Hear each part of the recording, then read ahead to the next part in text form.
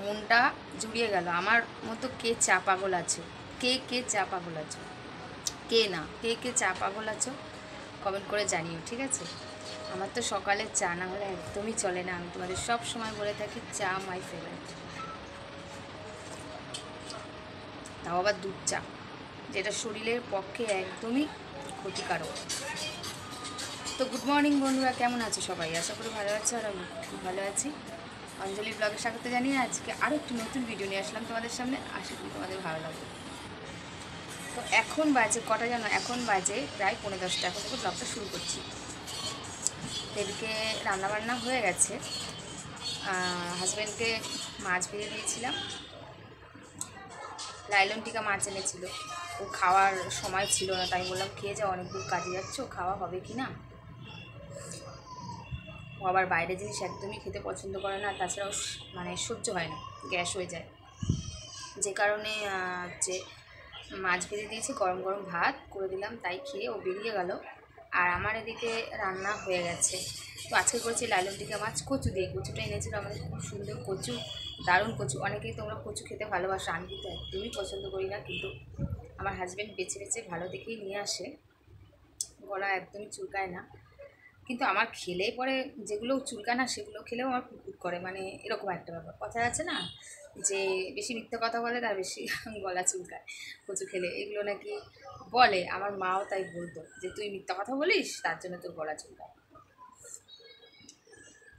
তো আজকে কচু আর লাইলন টিকা মাছের ঝোল করেছি, আর কিছু করিনি। ছেলে তো উঠবেই না, বিছানা আমাকে তুলতে দেবে না। ও যেহেতু দৌড়াতে গিয়েছিল আর ওর চোখে রয়েছে ঘুম, বদমাইশি করছে, উঠবে না। বলছে তোমার কি রোজ বিছানা তোলা লাগে, বিছানা ঝাড়া লাগে?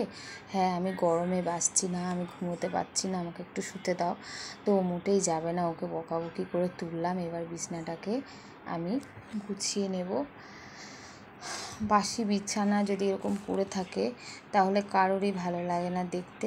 তো এবার চাদরটাকে আমি একটু তুলে নিচ্ছি, যেহেতু ওই পাশে জানলার রডগুলোর যে জং থাকে লোহা লোহা, সেই জংগুলো পড়ে চাদরটা ভরে যায়। তার জন্য আমি বাইরে থেকে ভালো করে চাদরটাকে প্রতিদিন আমি ঝেড়ে নিই, তারপরে এই যে সুন্দর করে পেতে নিচ্ছি। এর নিচে একটা লেপ মতন পাতা ছিল, সেটাকে আমি একটু রৌদ্রে দিচ্ছি। এই কয়েকদিন ধরে বৃষ্টি হচ্ছে না, যার কারণে কেমন একটা ড্যাম ড্যাম ভাব হয়ে গেছে। হ্যাঁ, তার জন্য একটু। আর তাছাড়া জানলা সেদিন খোলা ছিল, বৃষ্টি হচ্ছিলো ঝমঝম করে, আর আমি ঘুমিয়ে গেছি, আর কিছুটা জলের ঝাপটা এসে ভিজে গেছে, তাই একটু বাইরে রোদ্রে দিয়ে দিয়েছি। ওটাকে আমি 2-1 দিন বাদে পাতবো। আর এদিকে বালিশের যে কভার, এগুলো অনেক দিন ধরে কাচা হচ্ছে না, তো ওগুলোকে এখন আমি খুলে নিচ্ছি কাচবো বলে। বালিশ আমার বানাতে হবে, না বানালে হবে না। এবার শীতে আমি বালিশ বানাবো। আর এই যে এখন বালিশগুলোকে সাইডে সরিয়ে রাখছি। বালিশগুলো একটু রৌদ্রে দিলে ভালো হতো, কিন্তু কি করব, জায়গার অভাবে রৌদ্রে দিতে পারছি না। তো এবার কোলবালিশের ওয়ারটাও আমি খুলে নিয়েছি, নিয়ে এবার ঘরটাকে ঝাড় দিচ্ছি। ওইগুলোকে আমি পরে ভিজাবো। বাসন রয়েছে সেগুলোকে মেজে তারপরে ওইগুলো আমি একটু ভিজিয়ে রাখবো। আর এখন এই যে ঘরটাকে আমি ভালো করে ঝাড় দিয়ে নিচ্ছি। আগেই আমি কোনাগুলো ছোট একটা ঝাড়ু দিয়ে ঝাড় দিয়ে নিয়েছি, তারপর লম্বা ঝাড়ু দিয়ে ভালো করে এবার ঘরটাকে পরিষ্কার করে নিচ্ছি। এবার দেখো কত সুন্দর রোদ্দুর উঠেছে। যে বাসন রয়েছে কলপারে সেগুলোকে মাজবো। তো বলেছি তোমাদেরকে বাইরের কাজ আমি সেরকম দেখাতে পারিনি, যখন বাসন রেখেছি আর বালতিতে জল ভরছি সেটা দেখাতে পারি। এই যে বাসন সব বের করে রেখেছি, আর এদিকে জল ভরতে দিয়েছি বারান্দাটা মুছবো বলে। আর এই যে পালাপোষটা, এটাকে একটু রোদ্রে দিয়েছি। তো রৌদ্র তো সেরকম নাই, তো যতটুকু রোদ্দুরে থাকে থাকুক। আর এই যে বালতি প্রায় ভরে এসছে, এবার বাসনটা মাজবো, ওইগুলো ভিজিয়ে, মানে কাঁচাগুলো ভিজিয়ে। বাসন মেজে এই আসলাম, আর এখন চলে এসেছি ঘরটা মুছতে। এবার ঘর মুছবো। ঘর মুছে কিছু কাঁচা আছে, কোলবালিশের ওয়ার, বালিশের ওয়ার সব ভিজিয়ে রেখেছি, আর ছেলের কটা জামা কাপড় ভিজিয়ে রেখেছি, ঘরটাকে মুছে তারপরে যাব কাচতে। তো চলো ঘরটা আগে মুছি। আনাচে কানাচে যেসব জায়গায় লাঠি যায় না সেই জায়গাগুলো আমি হাত দিয়ে মুছে নিই, কিন্তু আজকে আমি হাত দিয়ে এই ঘরটাকে মুছে নিচ্ছি আর লম্বা লাঠি দিয়ে আমি ওই ঘরটাকে মুছে নেব। তো এইভাবে মুছছি, তো আমার ভীষণ কষ্ট হয়, বসে পারি না। আমার দেখছো তো শরীরটা ভারী। আর এটা হচ্ছে আমার জলের ড্রাম। যখন খুব গরম পড়েছিল এই ড্রামের মধ্যে আমি এক্সট্রা জল ভরে রাখতাম গা ধোয়ার জন্য। এখন যেহেতু লাগছে না তাই এটাকে আমি ঘরেই তুলে রেখেছি, কিন্তু আমার জায়গার যে এত শর্ট, কোথায় কি রাখবো, এত যে জিনিসপত্র টুকিটাকি ঘরে মানে রাখার জিনিসের খুব অভাব, তাই ওইটাকে এক কোণায় রেখে দিয়েছি খাটের। তো ওদিকটা একটু মুছে নিয়ে আসলাম, না মুছলেও তো হয় না না। ঘরটাকে একটু ভালো করে ঝাড় আর ভালো করে মোছা, এই দুটো কাজ আমি একটু ধৈর্য ধরে করি। এবার কাচাকুচি করে একেবারে স্নান করে ঘরে আসবো। তো চলো, যে ভাত নিয়ে বসেছি এখন খেতে, এসে শুনি যে গলা চুলকাচ্ছে। ছেলে খেয়েছে সকালে ভাত, বলছে মা কচুতে গলা চুলকাচ্ছে, খেও না। যে 1 পিস কচু নিয়েছি, বাবা আমার গলা এখনও টাটাচ্ছে, চুলকাচ্ছে। ঝোল নিয়েছি তাই এই অবস্থা, রাখো লেবু নিয়ে নিচ্ছি সাথে, যদি একটু কম লাগে। এমনি সকাল থেকে খাইনি, খিদে পেট, কী করবো বলো। এখন এই 1 ভাগের তরকারি খেতেই হবে। একটু ঝোল নিয়ে নিয়েছি, ঝোল দিয়ে মেখে নিচ্ছি। গলা চুলকানো শুরু হয়ে গেছে। আমি হাজব্যান্ডকে বলেছি দেখো এই বর্ষাকালে কচু এলো না, কথাই শোনো না আমার, তাও নিয়ে আসবে। ঘুমিয়ে পড়েছিলাম খাওয়া দাওয়া করে এসে, আর এত গলা চুলকাচ্ছিল, খেলাম তো ঝোল দিয়ে। দেখলেই কচু আনতে আমি বারণ করি, তাও শোনে না। আমার হাজব্যান্ডের কচু, তারপর ওল এত যে প্রিয় বাবা। তো যাই হোক, তারপর খাওয়া দাওয়া করে এত গলা চুলকাচ্ছিল, ছেলেটাকে বললাম খেতেও খায়নি, বলছে মা গলা চুলকাবে। আধ পেটা খেয়ে তারপরে একটু ঘুমিয়েছি। এখনও গাল ফাল পুরো ব্যথা ব্যথা করছে। এইসবগুলো ঘুম থেকে উঠেছি, এদিকে বৃষ্টি হচ্ছে ঝমঝম করে, চোখ খুলতে পারছি না। আর বৃষ্টি যে কী ভালো লাগে আমার, মানে ঘুমালে বৃষ্টি হলে আমার ভীষণ ভালো লাগে। অনেকেই পছন্দ করে, জানি যে ঘুমালে পরে বৃষ্টি হলে মানে কী যে ঘুম লাগে, উঠতে ইচ্ছা করে না। এদিকে বাইরে জামা কাপড় ছিল কিছু, সেটা তুলতে গিয়েই ঘুমটা ভেঙে গেল। থেকে থেকে থেকে থেকে বৃষ্টি হচ্ছে। আর এদিকে ছেলে গেল, বন্ধু ফোন করেছিল, কোথায় যেন একটা গেল, তাই বললাম বৃষ্টিতে যাস না, ভিজে যাবি, এমনিতেই ভেজা ভেজা সব জামা কাপড় ঘরে মেলে দিয়েছি, ফ্যানের হাওয়াতেই শুকোচ্ছি। তো শুনলো না, চলে গেল।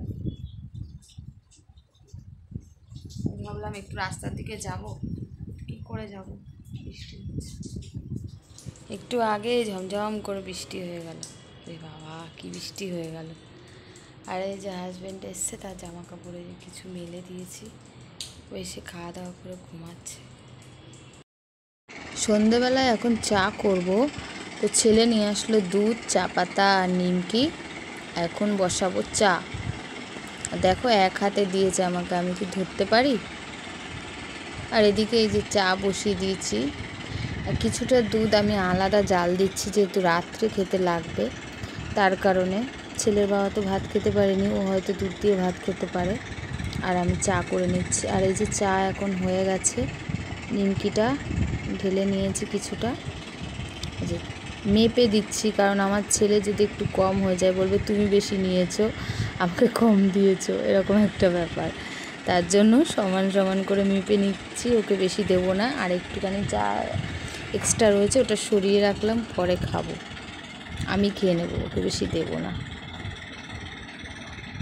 আর এদিকে ইনি তো বেরোচ্ছে এখন সাজুগুজু করে, কয়েকদিন ধরে ওনার জ্বর চলছে, আর কাশিতে রাত্রে তো ঘুমাতেই পারছে না। আর আমি ভিডিও করছি বলে এদিকে ছেলে বলছে বাবা তাকাও, ক্যামেরার দিকে তাকাও, তা বলছে না, ও তো মোটেই তাকাচ্ছে না। আমি আবার বললাম চাল আনবে কি, বলছে না আজকে না, কালকে নিয়ে আসবো, আজকে যা আছে হয়ে যাবে। তো তাকালোই না ক্যামেরার দিকে, তাকাতে ভীষণ লজ্জা পায়, আসছেও না। আর শরীরটা যেহেতু খারাপ রয়েছে সে কারণে মুড অফ।